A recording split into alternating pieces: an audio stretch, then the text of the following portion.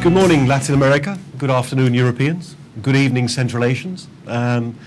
This is a very unusual medium for a teacher because I'm in a bunker in the middle of Sao Paulo. Off we go. So this is my favorite quotation about pronunciation. I mean, is it teachable at all? Or do we perhaps throw activities at students and pray? And it seems this very old quotation from David Brazil, to me, it's always been my favorite pronunciation quotation. You know, it's not so much a question of whether we can teach it or whether students can catch it, but more or less what he's saying, I think, is that we as teachers need to be consistently trying to help students to make the best use of the opportunities which our teaching and their attendance in our classes offers. I think that's a really important way of looking at teaching. Sorry, it's simply, in a part-time classroom, how can you best help students with teaching pronunciation? That's really what I'm going to look at. I'm going to look at some pronunciation activities for stress, for recording vocabulary, for teaching intonation, for teaching sounds, and I'll make some general comments too. But please feel free to throw out your questions all the time. Okay, so on we go. This is a typical classroom. Imagine the teacher has written something like that on the blackboard. And that's all very well if you're teaching spelling, and the students might well copy this down. But if a student took that home, a Brazilian student, for example, he might say, I received an email. A Spanish student might look at this at home and produce something like, I received, or something like that. So any teacher who asks students simply to copy sentences from the blackboard, phrases from the blackboard, even individual words from the blackboard, what you're really teaching is spelling. You're teaching a written form of English. You're not really helping with pronunciation. What I think it's imperative to do is to do that, which is to mark up the text as if it were something that the students are saying as opposed to speaking. So highlighting the stress with boxes. I use quick boxes on the blackboard. Underlining works in books, but I much prefer stress marking with simple boxes, because when students copy from the board, if you use underlining, for example, often they don't quite underline the right syllables. I've also there, as you can see, I've crossed out the silent E, so the students can see at least that the E before the D, the ED ending, would be silent, as it normally is in most regular past simples. And I've also marked the link there. So I received an email. I received an email. That linking thing. So there are three features there which I think any teacher really should be trying to incorporate into their teaching to help students move away from writing and spelling towards actually pronouncing English. It's probably the simplest way of getting students more interested in spelling, beginning to ask interesting questions about the relationships between spelling and pronunciation. And above all, if you think about teaching, probably the most important document in a language classroom is not really the lesson plan, much as your director of studies may think so. It's actually the record which the students take home. It's the notes that they take home. If they only take home a written version, as in the previous slide, with no help at all with pronunciation, it seems to me you're still slightly stuck in Shakespearean written English. If you move in this direction towards helping them those features, then what you're doing, I think, is helping students to notice. And that's our first job, is helping students to notice how connected speech joins up. Consistently sensitizing students, making them sensitive to the relationships between spelling and pronunciation, the links in connected speech, and providing systematic exposure to students so that they actually are consciously getting a diet, so they can begin to make the catching process more efficient. So that's the link back to David Brazil. All of these things you can see on the screen now, you can mark up. Stress, links, silent letters.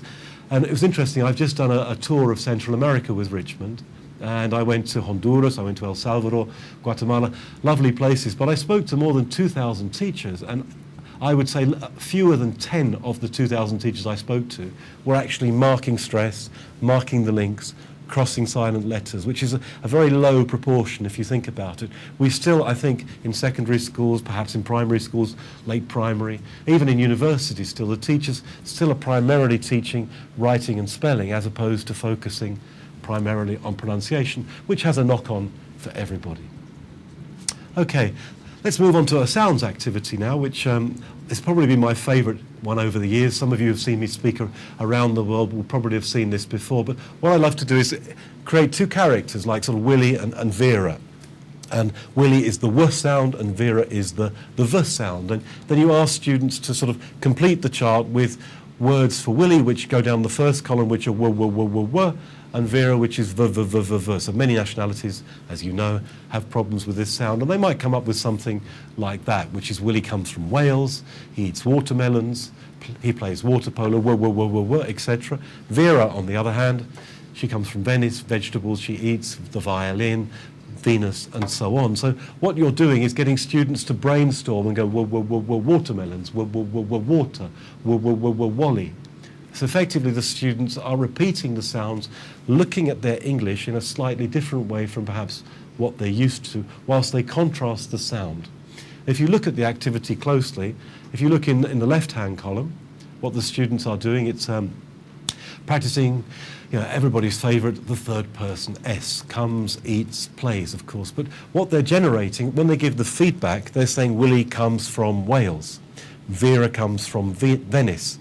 And so they're producing sentences. They're not worried about the third person S. The primary focus is pronunciation. And this is a very flexible activity. I've done this with 8-year-olds, 18-year-olds, 80-year-olds. I've done it with the nearly dead. I've done it all around the world. And it seems to me it's one of those activities which has always worked for me. When you focus on teaching Brazilians, I'm talking about the R and her problem, which is a big issue here. I'm living now in Rio de Janeiro, lucky me, but Brazilians would call it Rio, so the R and the her problem is quite an issue. So again, if you focus on the R and the her with two different characters, you can practice those sounds. Again, this one is practicing the present simple. If I can summarize that, within that activity, there are 4 key aspects of pronunciation teaching, I think. Students are drilling themselves, Rio, hill, etc. So whenever students, when you have a tricky sound, you could ask students to give me 3 words beginning with B for Spanish speakers, for example. They say bed, bath, banana. And then you say, okay, which is the biggest? And they go bed. Which is the most expensive? Bed. Which is the smallest? Banana, etc. So you can get students to rank and classify pretty much anything at any time.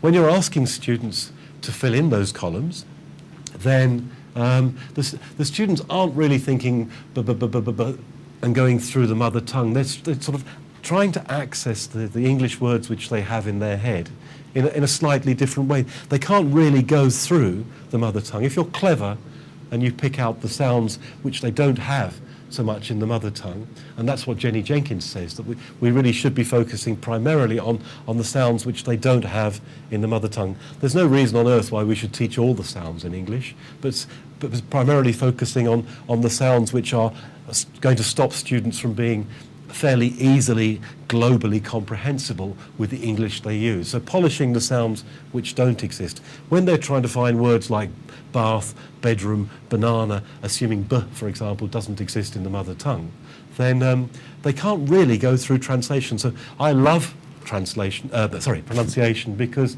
it's a way of escaping from translation when you're working, for example, as most of us do, with monolingual classes.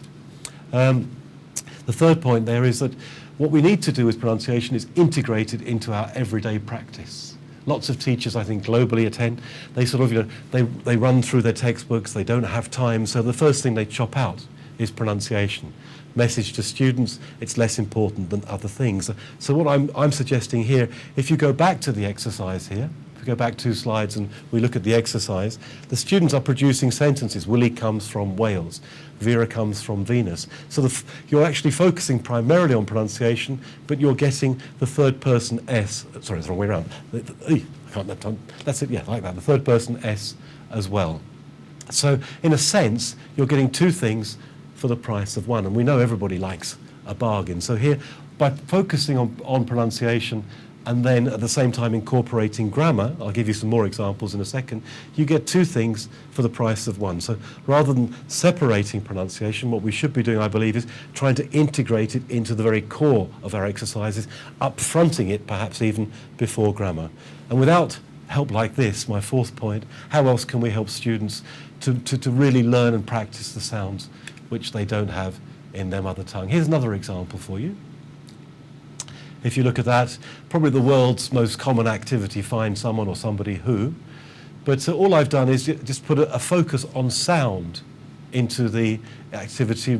Here again we are using the third person S, but it's hates having homework, enjoys English exams, wants to work as a waiter. So if you select carefully when you're doing, for example, find somebody who, you can bring in a pronunciation focus whilst you're still doing all the other things which you wanted to practice too. So again, it's like 2 for 1. And if you think about that, most of the activities which we use on a regular basis, you can easily throw in some sounds focus too. By the way, I hope I'm not talking too quickly. I'm not making many jokes yet. They're coming later, don't panic. Here's a third example of the same thing. This time I've changed the left-hand column. So now we're practicing irregular past tense verbs, but with a dual focus on the sound L and R, which is very useful, for example, with Japanese or Chinese learners. So I hope you see the flexibility within the exercise, that 2 for 1 notion. Moving on to intonation now, this is something I've been experimenting with a lot recently, is one-word dialogues, helping students to sound a little bit more fluent, not worrying about make a sentence, make a sentence. As a profession, we're obsessed with this, make a sentence, make a sentence. And my feeling is we don't speak in sentences. Generally, we write in sentences, but we speak in phrases and broken lumps and so on, not just sentences. So I've been asking students to do things like this, something like happy, yes. Sure?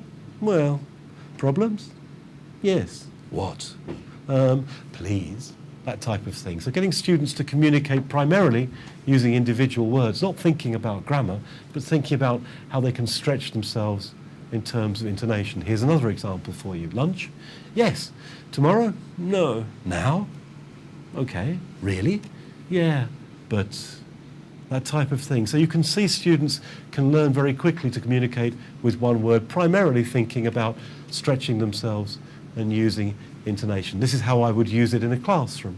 Give students 2 beginnings, happy or tonight, and off they go, having a one-word dialogue, moving away from this obsession with making sentences to using individual words to express meaning, primarily using lexis and intonation. I hope that's clear. It's worked for me at many, many levels. You can move, another example this time with 2-word dialogue. So what I do to students, for example, is giving them 4 or 5 choices. Enjoying this? Eaten yet? Last night? Like soccer? This weekend? Etc. And the students have 2 words, 2 words, 2 words, 2 words, 2 words to try and communicate as much as they can. Again, primarily using intonation. Or you can do it with student A having 1 word and B having 2 words, and they try and it's a very good idea to ask students to write dialogues like this for a homework activity, because they really then begin to think about which word is the most expressive word, rather than simply thinking about making sentences. And then you have a summary here. I hope it's large enough for you to see. If you double click on the screen, it will make it larger. A summary of my favourite activities for teaching intonation. I love 1 or 2 word dialogues. I love using moods, different faces, characters, roles, different situations, where the students are expressing as much through the power of the voice and the intonation, rather than just focusing on the lexis. Things like tracking, following and listening to native speaker models, watching TV, using subtitles, rehearsing, imitating. Imitating before they speak is much better than asking students to read aloud without any practicing at all. Repeating and recording themselves. So the blue ones are primarily my favourite intonation teaching activities. My strategies as a teacher, I love to do things like this, for example, to hum, or to whistle, or even to sing. I'm not going to sing for you. Sing phrases before, during, or after you say something, just to get students focusing on the music. Or you conduct it. Like, would you like a cup of tea? That type of thing. Getting students to notice the music, exaggerating. Really? That type of thing. The more you exaggerate as a teacher, the more, I think, more fun students will have imitating, copying you, and then noticing similar patterns in the movies they watch, the songs they hear, and so on. Obviously, when students sound really bored and they say, I love you, teacher, which sounds completely flat and totally non-credible, then if you respond, do you, equally back, throwing back, bored intonation, so they hear what they sound like. And of course, lots of recording activities, which I'll show you in a second with a couple of websites. And then perhaps teaching some rules, for example, tag questions, rising, falling, WH, yes, no questions, that type of thing. I know they're not exactly rules, they're more generalizations, but we worry about this a lot, I think. We can't give rules because they're wrong. But to me, if you give a rule about, for example, WH questions normally fall, for example, and then the students hear somebody saying, what's your name?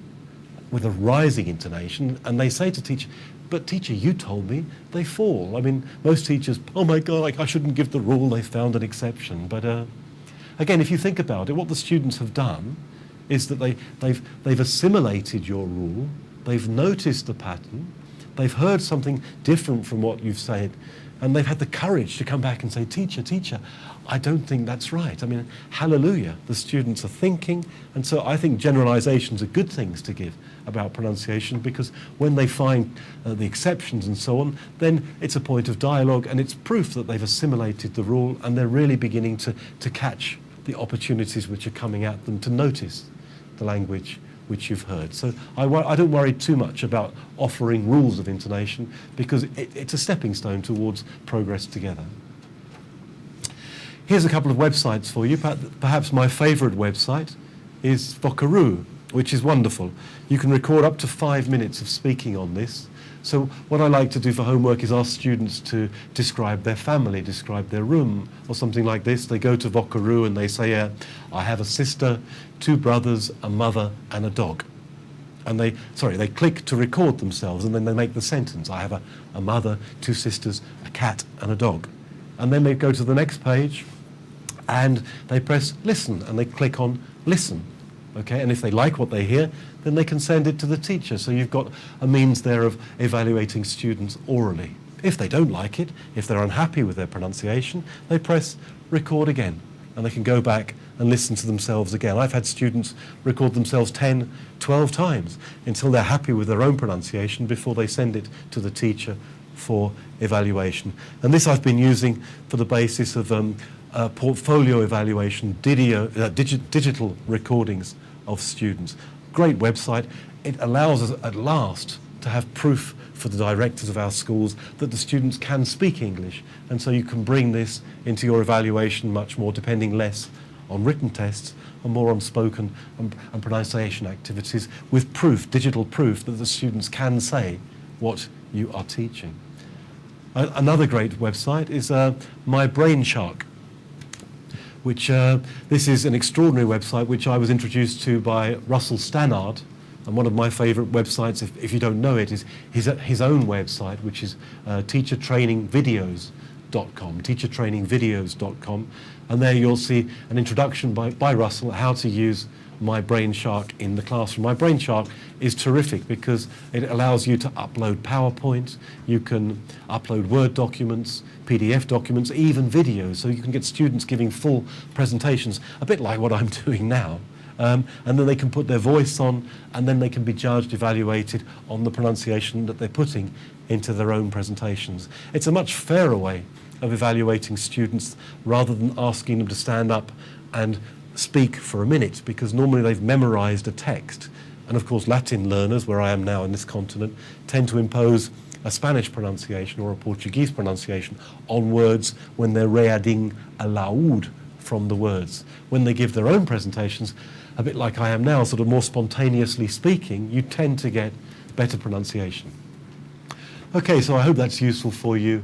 I'm going to speak for about another 3 or 4 minutes, and then I'm going to take any of the questions that you have. So I hope you're pumping questions at Cynthia. Cynthia, is there any feedback on my speed? Am I going too quickly?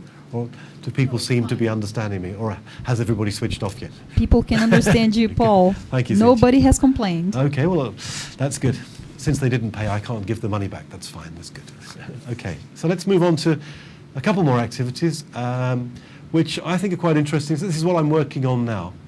Again, it's quite a small text, so if you double-click on the screen, you'll be able to read it. But this is a text which I've I'm putting into a level one, a sort of an elementary course book, which I'm writing at the moment. If you look at that, you would think, oh my, it's got lots of complicated words. It would be very difficult to use that. But if you look at the text now, you'll see that what I've done is I've highlighted the stress in a lot of words. And an awful lot of those words are very, very familiar to Portuguese speakers, Italian speakers, French speakers, Spanish speakers, because they are cognates. So and my own feeling about pronunciation teaching is that some of the literature suggests that we shouldn't focus as much on word stress as on intonation or on unstressed. But my feeling is that in this continent, in particular in Latin America, if you begin to focus on word stress in cognates, what you're doing is opening a fantastic door for students, because you're allowing them to, by focusing primarily on pronunciation, there's no problem of meaning. All the words which are highlighted there, the meaning is clear because it transfers directly from L1 into English. So, but the word prosthetic, I mean, how often have you taught the word prosthetic to a beginner? Or even athlete is a difficult word for students, or inspired, for example. These are difficult words for students to pick out. But if you include them in a text, you can offer students a much richer text to learn from. And it's exciting, I find, for students to find that there are so many words in common between English and the Latin-based languages. So that's what I'm doing now. I believe very strongly that we've been holding back Latin learners from learning more English more quickly by teaching them international English as opposed to cognate-friendly English. We're showing them the parallels between the language, giving them access to suffixes and languages, words like obstacle, which you would never teach in a global course book, but when you're focusing on material designed for this continent, you'll find, I think, that you can give a lot more difficult words in the text, and it's less condescending to the students because you're embracing a lot more complex language more quickly. So that's something I think is a big important step in pronunciation teaching, showing students words which they can recognise and helping them to pronounce similar words a lot more of the time. I'll give you one more example and then I'll throw it open to questions. This would be the end point of that activity, giving them 8 adjectives: active, athletic, courageous, determined, energetic, heroic, ordinary and strong. All of which most people would avoid completely at a low level of language teaching, apart perhaps from strong. But my belief is that for any Latin speaker, they can recognise those words and they can begin to use those words much more quickly. So for years and years when we talk about cognates, we've always been afraid of false friends. But there are far more friends than false friends. So I do think that's an important activity to embrace cognates and help students to learn the pronunciation traps in words which are similar between the two languages. Okay, I think that's just one more example here, which I think you'll find interesting. This again is something for a material which I'm developing at the moment. You're the first people ever to see this outside the Richmond family. But it's just, when you introduce, for example, these 15 words of places, if you look at the two groups, 1 to 8, are all cognates. So you don't need, for example, to illustrate those words. What you need for students to do is just to work out where the stress is so they can begin to say them quickly. If you look at words 9 to 15, they're all non-cognates, and bookstore, library is a false friend too for Latin learners. So those words you do need to illustrate. You need to teach them in a different way. So what I'm working on is trying to separate lexis, which is easy and accessible for the students that I'm teaching in this continent, Latin American students, Spanish speakers, Portuguese speakers, and teaching them primarily with a pronunciation focus, and then other words which are more difficult, which don't translate, which are traps, which are difficult for them, these you need to focus much more on remembering the new pattern, the spelling, the meaning, and so on. So these are just some of the things that I've been thinking about recently in the area of pronunciation. Let me tell you a funny story to finish. This is a good story to embellish the importance of pronunciation. 1968, many years ago, Charles de Gaulle was having dinner at the White House, and sitting next to him was his wife. And beside her was an official who spoke no English, but he wanted to, no French, but he wanted to talk to her. So he said, "Madame de Gaulle, what do you think is the most important thing in life?" And she had a little think, and then she said to him, "A penis." And her husband, sitting next to her, was slightly shocked by this, and he leaned over and he said to her, "My dear, I believe in English it's pronounced happiness. Okay, so pronunciation mistakes are all around us, and I think that's a great way to help students to remember things.